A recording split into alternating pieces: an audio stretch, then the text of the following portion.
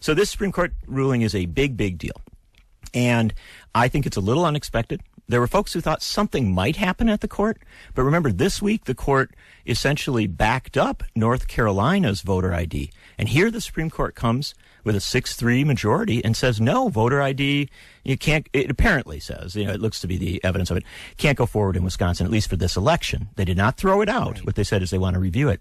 Here's the big deal. This is a very big deal. And I think an incredibly important and good decision.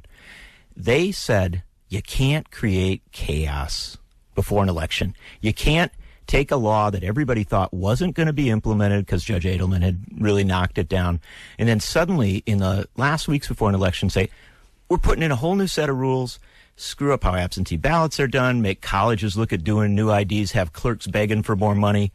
And I think that was the underpinning of the court ruling. Well, here's a statement from Attorney General J.B. Van Hollen. He said upon this Supreme Court decision, I believe the voter ID law is constitutional and that nothing in the court's order suggests otherwise.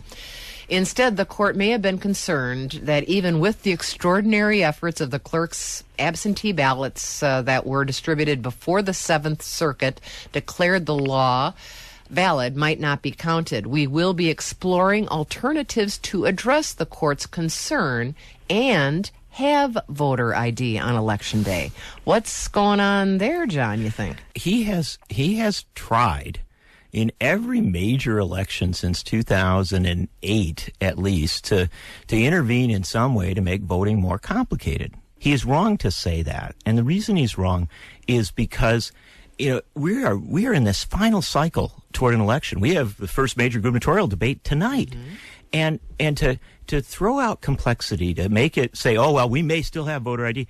No, the right way to do it is to say, let's go forward and have an election. Let's not complicate these things with trying to alter the rules and have last-minute decisions. So I'm disappointed in his statement. Steve in Danbury is with us. Hi, Steve.